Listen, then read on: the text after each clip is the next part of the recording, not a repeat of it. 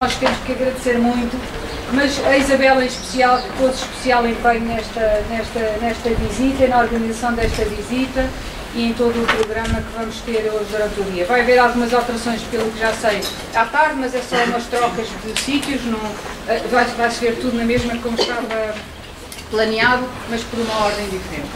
De qualquer maneira, muito obrigada, Isabel, por tudo. A primeira imagem vê-se a estação e vê-se o comboio vindo do norte para sul, o que foi um engano, porque realmente o comboio foi de sul para norte, de Lisboa para norte.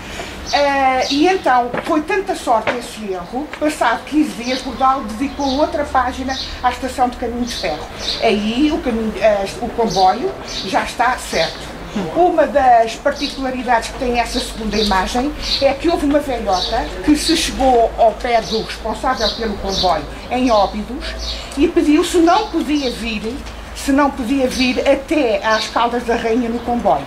E então o senhor disse-lhe que sim, que ela podia vir. Eu tenho a impressão que foi a primeira borla que houve na linha do Oeste. Outra coisa que eu vos queria dizer também é que esse comboio, no tempo do Bordal Pinheiro, levava tanto tempo a vir às Caldas como dura agora. É realmente a atualidade do Bordal aplicado aos dias de hoje. Esta GAR tem um conjunto de painéis de azulejo que são da fábrica da Aleluia de Aveiro, em que há um que é dedicado a Rafael Bordal Pinheiro. É ali mais à frente, se quiserem ver, são todos em azul. Penso eu que estão muito bem conservados ainda. Bordal está no seu ateliê a modelar a montada. Cunha Vasco, é verdade, senhores do museu? É a Cunha Vasco ou não é? Aliás, deve ter sido feita a partir de uma fotografia. Existe também um postal. E eu penso que é um bordal, é bordal. A bata, tem o óculo caído em cima da bata, os sapatos, o boné de artista, e depois a jarra está a ser decorada com um lagarto. Não podia haver elemento mais caldense na cerâmica dele. Os outros também são dignos de serem vistos. Um deles é a rainha, a responsável pela criação da cidade das Caldas da Rainha, está lá mais à frente. Estas têm um impacto, não é? Obrigada.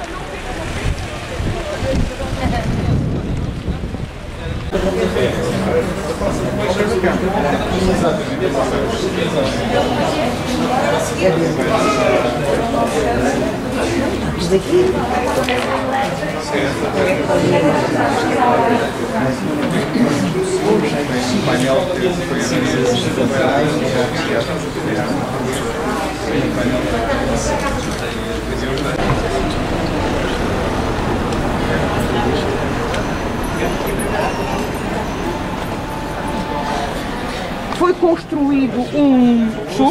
Foi construído um teatro, que era o Teatro Pinheiro Chagas, que o Bordal Pinheiro retratou num dos seus jornais, e em que ao lado está o Visconde de Sacavém, um homem alto, bonito, que é o dono do que é hoje o Museu da Cerâmica, não é? Que é o dono do que é hoje o Museu da Cerâmica, o edifício que mais tarde vamos visitar. Nós agora vamos a pé, porque vamos aqui assim, por esta rua que se chama Heróis da Grande Guerra. Essa rua, até há uns 10 anos atrás, também tinha um edifício pequenino, todo forrado de azulejos de Bordal, e uns que eram gatos, que eram fantásticos. E eu agora vou-vos mostrar como é que está, com grande pena de todos nós. Havia uma fábrica de cerâmica na Rua das Montras, cujas traseiras iam dar para ali. Nunca cheguei a saber se aquele prédio era fábrica, se era armazém, o que era, não consegui saber. Mas temos ali também um vestígio da época do Bordal.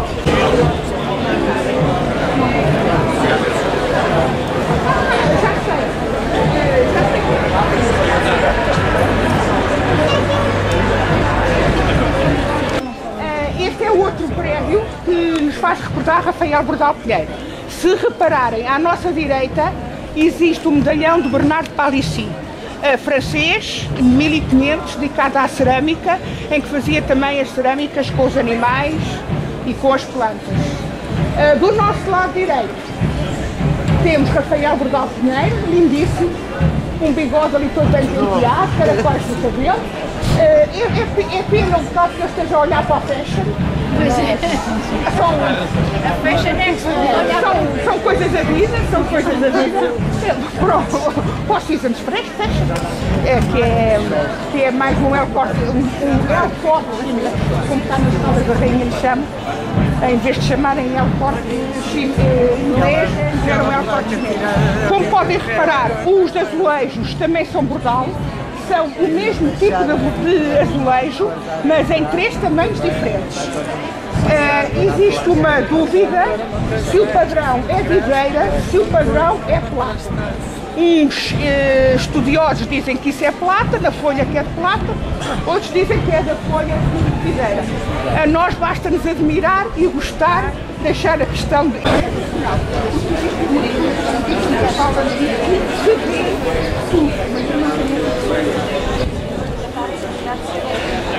Sim, ser do Beco do José Francisco. Agora, vamos ao sítio mais tentador das Caldas da Rainha, que é a Praça da Fruta.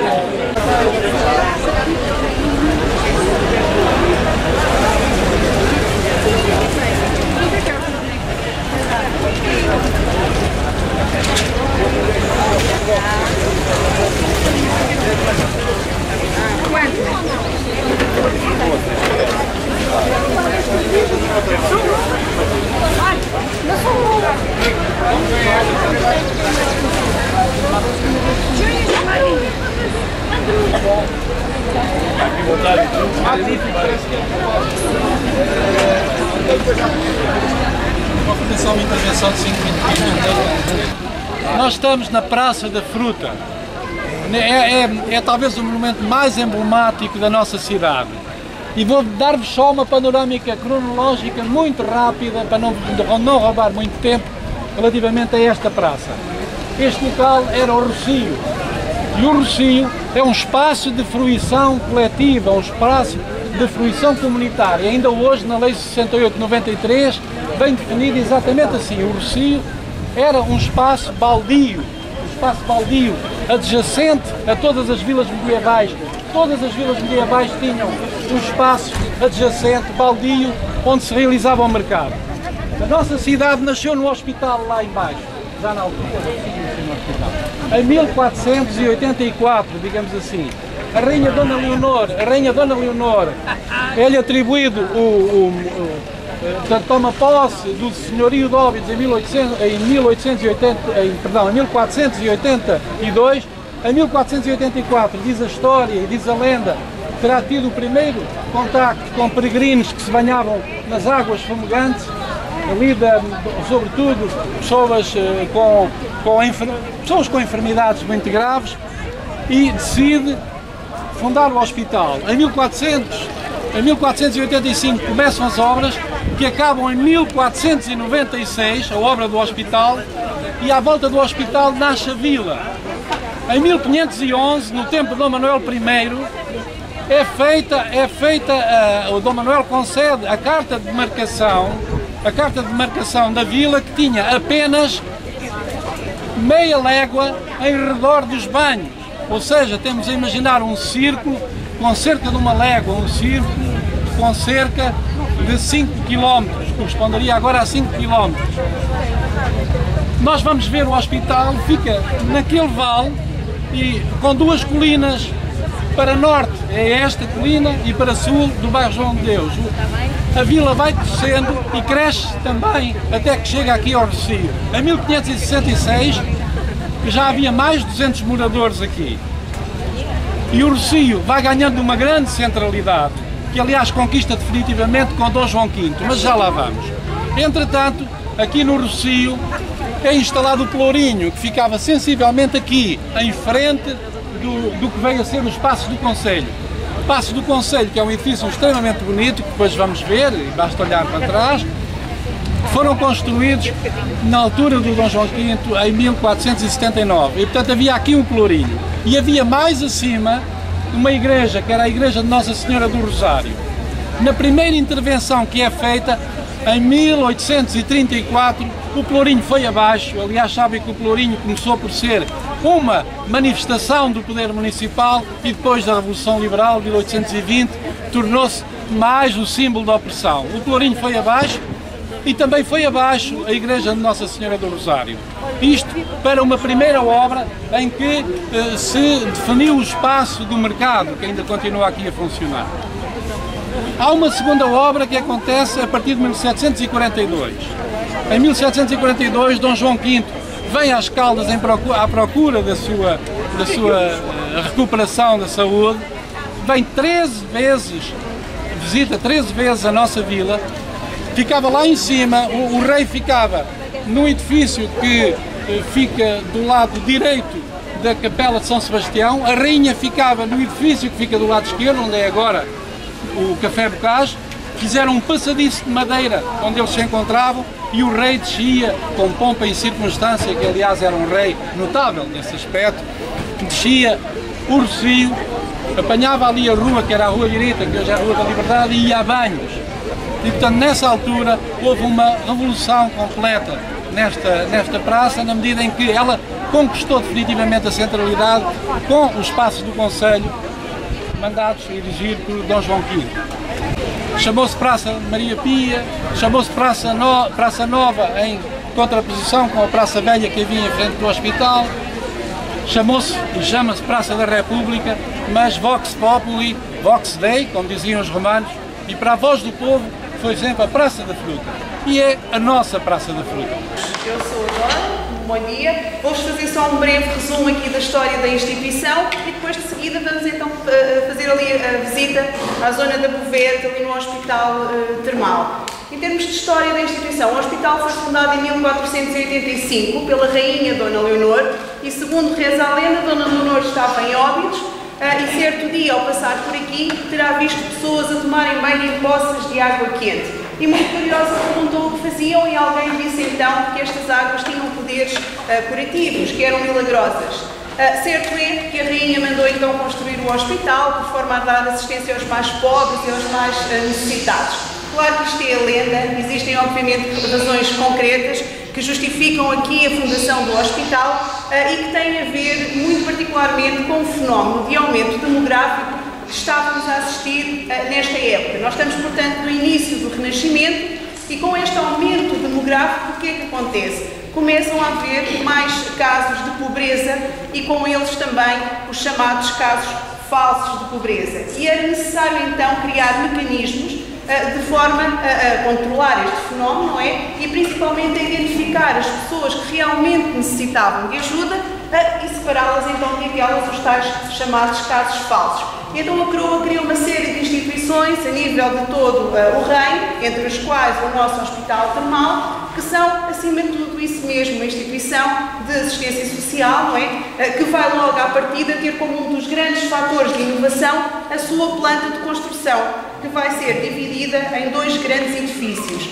Um deles, o edifício do hospital propriamente dito, precisamente para receber, acolher as pessoas que estavam doentes, e depois ao lado um outro edifício chamado Hospital dos Peregrinos, que tal como o nome indica, acolhia então as pessoas que estavam em peregrinação ou apenas casos pontuais de assistência. Esta separação é muito importante à época porque diz-nos o quê? Diz-nos que há logo aqui uma diferenciação no tipo de assistência, da necessidade dessa assistência, ou seja, o Hospital dos Peregrinos pressupunha que a pessoa estivesse doente, que necessitasse de assistência a nível de saúde e que então iria ficar numa estadia mais ou menos na média dos 21 dias. E o outro edifício ao lado era uma assistência muito mais pontual, a nível de pobreza, ou apenas de ajuda e de acolhimento àqueles que passavam então em viagem daqui.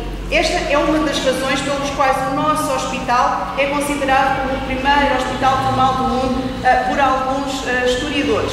As outras duas grandes razões tem a ver com outros factos, nomeadamente um médico 24 horas por dia ao serviço do hospital, também não era comum. Para ter uma ideia, um termo de comparação, apenas os hospitais italianos já tinham esta prática, mas, por exemplo, os hospitais espanhóis ou mesmo os ingleses, só cerca de 100 anos depois, irão ter então um médico ao serviço permanentemente. E depois a terceira razão tem a ver com o processo de cura do doente. E por isso é que nós estamos aqui. Porque o processo de cura do doente era constituído por 3 fatores que apenas a sua conjugação conduzia à cura efetiva.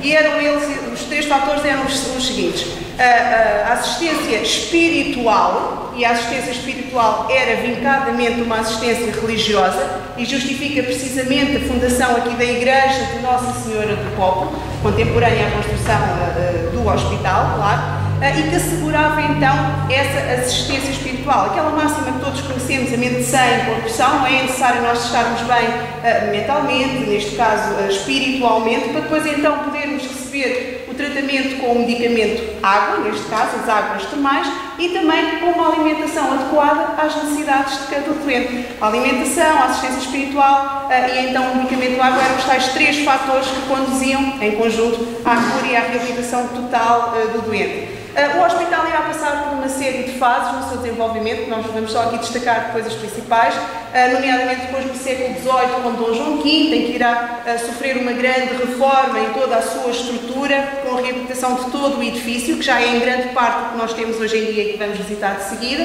e depois o século XIX, marcadamente de uma forte presença de cariz social, eram as termas da moda, digamos assim, estava na moda vir a banhos às Caldas. Vamos ter um grande fator que irá contribuir para isso, nomeadamente a chegada do caminho de ferro aqui às Caldas, e vamos ter também um administrador que irá marcar esse período, Rodrigo Bercó, que era arquiteto das termas, e que irá projetar um grande plano de reestruturação de toda a estância termal, aproximando ou tentando aproximar daquilo que eram as tendências europeias, e com isso vai então projetar o Parque Dom Carlos I, que hoje conhecemos, com um grande lago, dotado de uma série de atividades lúdicas direcionadas aos aquaristas, mais uma vez de encontro àquela questão de mente sã e corpo são, desta feita já não tanto de cariz religioso, mas sim através de todas essas práticas sociais, de lazer, que nos faziam então sentir bem connosco próprio e que depois complementávamos com os tratamentos termais. A Igreja de Nossa Senhora do Popolo, só fazendo assim também uma breve alusão, ela é considerada monumento nacional desde 1910, é considerada como um primeiro exemplo do manuelino em Portugal. Nota-se já alguns traçados de utilização de alguns elementos, nomeadamente as cordas, aqui a questão de todos os símbolos reais, não é, que nos remetem, obviamente, para viagens, para todas essas alusões. Depois temos aqui os azulejos hispano-moriscos também, muito ao gosto, aliás, eles são encomenda de Sevilha também. O tríptico da Paixão, sobre o qual há sempre envolto uma grande polémica sobre a sua localização original, se fazia parte do antigo retábulo do altar-mor, ou se seria sido feito, desenhado diretamente aqui para o arco triunfal. E já agora só explicando qual é a polémica, quem argumenta que o tríptico terá feito parte do antigo retábulo, diz o seguinte: diz que ao ser colocado aqui, alguns dos seus elementos principais, nomeadamente o Cristo crucificado, mesmo os soldados, foram recortados.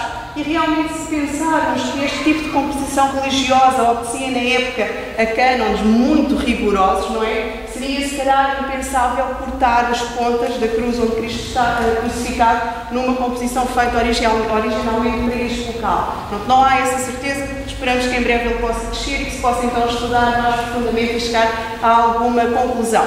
Já agora, só destacar ali duas curiosidades: aquelas duas portas ao fundo da igreja faziam uma comunicação direta com as duas enfermarias dos entrevados do piso térreo do hospital termal, e que permitia precisamente a que esses doentes pudessem assistir diariamente à celebração da missa sem terem que se levantar dos seus leitos, porque não eram capazes, obviamente. Todos os outros vinham, então deslocavam-se aqui à capela, que era inicialmente capela privada do hospital. O hospital era uma instituição fechada para dentro de si mesmo, e isto para percebermos a importância realmente da religião na estrutura, em toda a estrutura do hospital termal.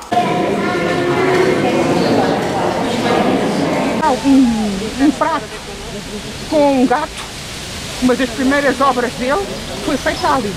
O Francisco Gomes de Avelar foi político, foi jornalista e era autor e redator de um jornal que se chamava Os Cavacos das Calças.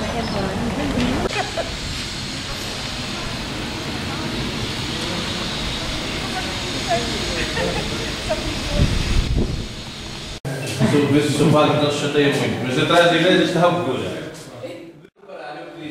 Agora está a parar uma intervenção mais contemporânea dentro da rodoviária, a pedido da rodoviária. Eu pedi que ela dissesse como é que havíamos de ter as andorinhas. Ela já fez um desenho no vídeo. Depois temos em frente ao Centro Cultural a Ama das Caldas.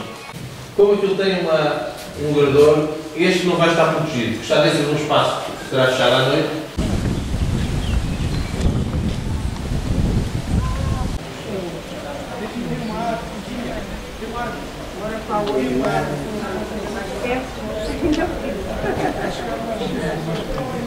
Feito pela própria fábrica de faianças de Rafael Bordal Pinheiro, que também produzia louça de construção, tem a marca FF, que é a marca de louça de construção de Bordal Pinheiro. Tem incrustadas, depois já podemos ver, tampas de terrinas nas paredes, tem aquelas telhas vidradas nos telhados, também de produção do próprio Bordal Pinheiro. Esta casa está a precisar de intervenção.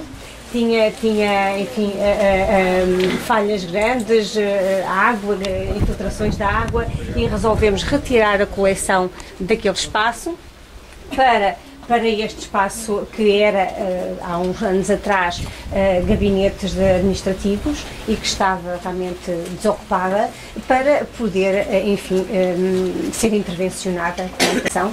Pode ser que um dia lá cheguemos. Portanto, só o filho é que morou aqui, o Gustavo. Sim, e a Helena, penso que a Helena Bordal Pinheiro, a filha de Rafael. Esta casa foi já muita coisa. A partir dos anos 80, princípios dos anos 80, o Francisco Teodoro de Malhoa fez todo o acervo da fábrica, começou a reunir peças que estavam todas espalhadas nos sótãos, nos ateliês, a servirem de modelo aos artesãos, e reuniu-os todos naquele espaço e fez o acervo que é esta coleção. Aqui temos a sala dedicada a Rafael Bordal Pinheiro, com peças originais do artista.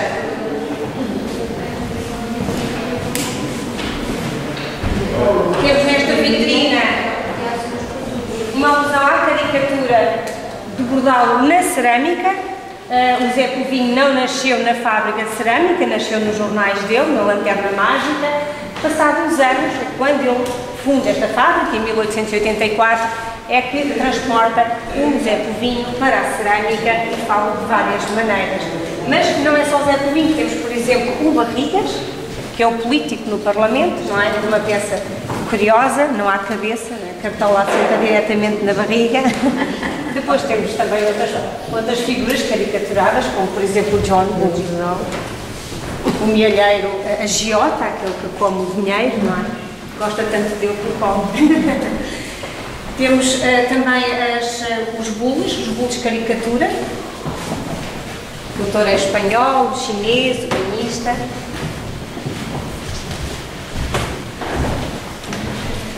Temos peças com realmente influências historicistas também, não é?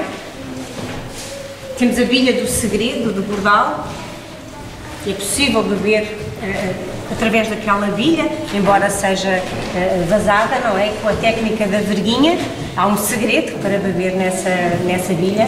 Essa peça é interessante porque é difícil de execução, não conseguimos produzir no verão, é difícil produzir esta peça no verão, é mais no inverno. Por causa da luz entrançada. É precisamente porque ele está assente apenas no entrançado. Ele tem uma espécie de tubagem, de canalização, digamos, que vai do bojo até às asas e que permite o líquido ser sugado através das asas, mas para isso acontecer ainda há um segredo, não é? O lado lúdico da cerâmica de Bordal. Temos aqui várias peças interessantíssimas da coleção de Rafael, presidente deste Centro de Renascença, de Sereias e Tritões. Esta peça ainda não foi recuperada, aliás, um modelador que tivemos durante uns bons anos connosco recuperou imensas peças gigantes, parou nesta, precisamente, porque estava a ficar sem vista, os diabetes, enfim, não permitiram que ele desse continuidade e parámos a nossa recuperação aqui, mas temos os moldes desta peça, espero um dia podermos vir a recuperá-la também.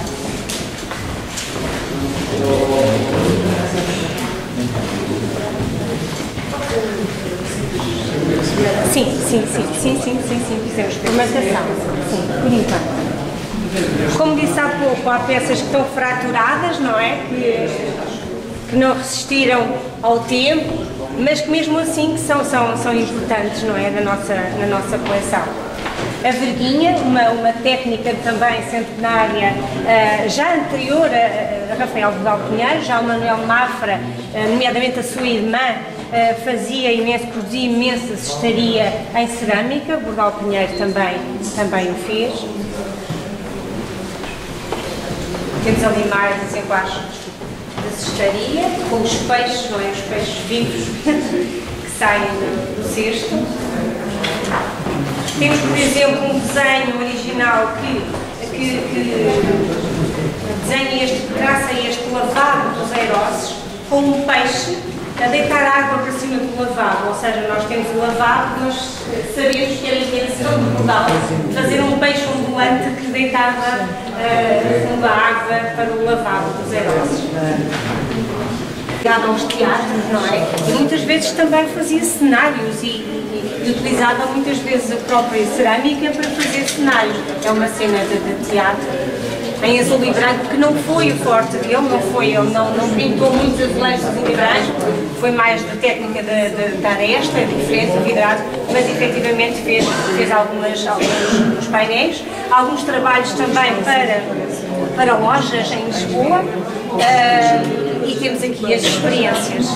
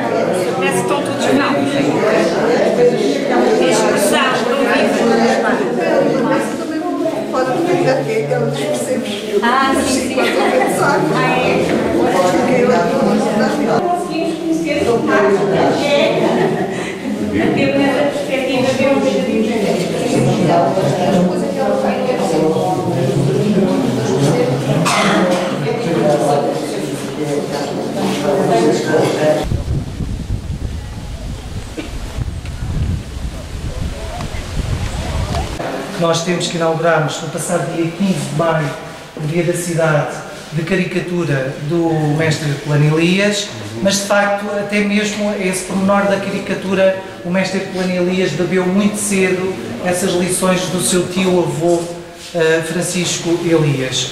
Também podemos constatar isso neste trabalho. Como eu vos disse, é um trabalho do ateliê de Rafael Bordal Pinheiro, no entanto, há aqui peças que nós conseguimos ver pormenores, detalhes de um realismo exacerbado, que se consegue ver que só mesmo um grande mestre, trabalhando à escala, com esse rigor, é que conseguiria fazer e transmitir esse realismo. Para as capelas do Bussaco, entretanto, como ele não chegou a concluir esse trabalho, o trabalho ficou depois nas Caldas e, entretanto, conseguiu o Museu José Malhoa adquirir estas esculturas para o seu acervo, para a sua coleção. É um trabalho que é de final do século XIX e data até 1899, ou seja, é mesmo ali assim 1890 até 1899. Cerca de 10 anos de trabalho. Está bem? E depois temos aqui os episódios, começando com Jesus no horto, depois aqui a traição de Judas, passagem de Cedron, temos aqui Jesus em casa de Arás, mas tenham atenção aos pormenores. Por exemplo, este pormenor que aqui está desta mão, salientando as veias, não podia ser feito com um mestre qualquer. Tinha que ser um mestre dentro daqueles mestres que eu falei, nomeadamente o Francisco Elias, está bem? Enquanto depois há outras figuras que já estão mais lisas, não tanto com esse pormenor. Jesus, eu penso que foi propositadamente, tinha que ser uma figura assim, não é? Percebe-se perfeitamente esse trabalho de realismo exacerbado.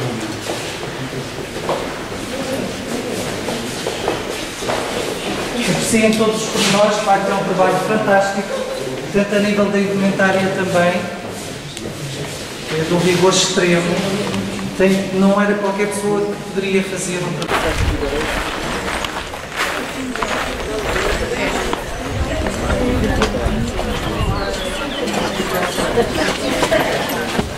Bem, nós temos aqui várias coleções. Temos coleções da fábrica do Lar, temos depois aqui assim as coleções também da Alaria, mas vamos ascender ao piso superior para ver o Rafael de Balpinheiro.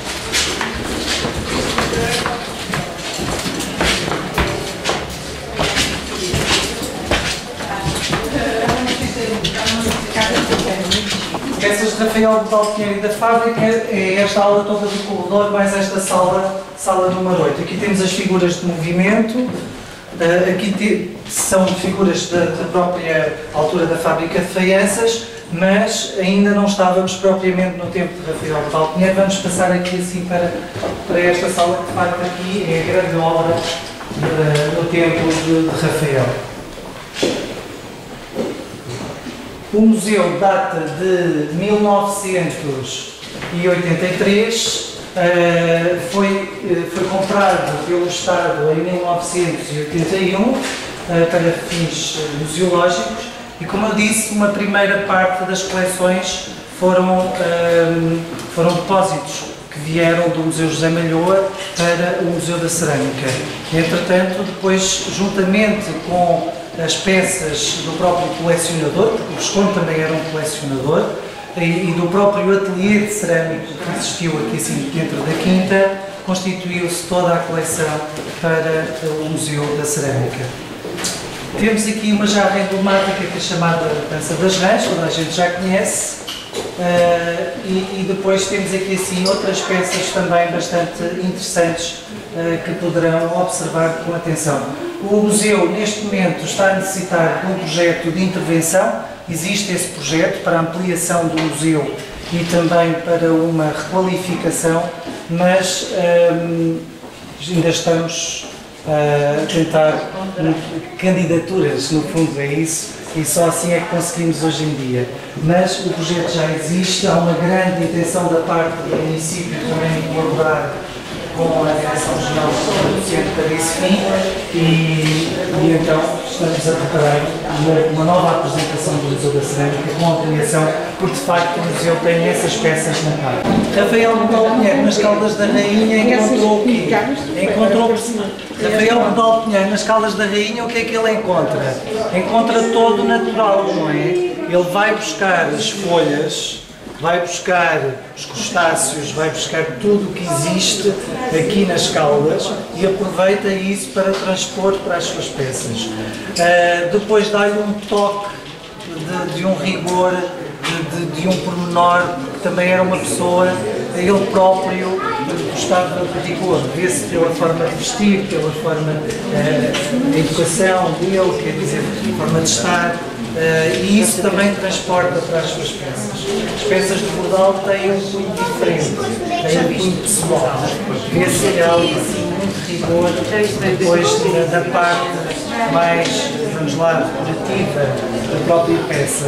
Não se limitava apenas a executar as peças ou a deixar que os seus colaboradores as executassem. Não.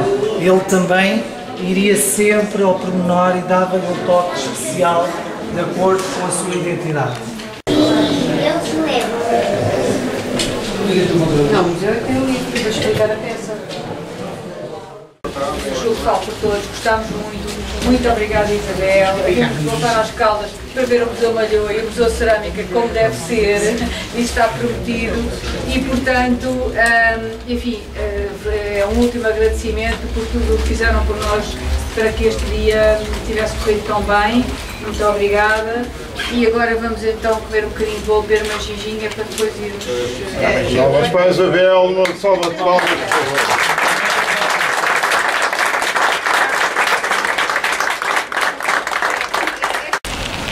Vá, Jorge.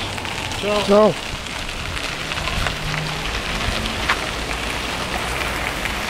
Tchau, tchau.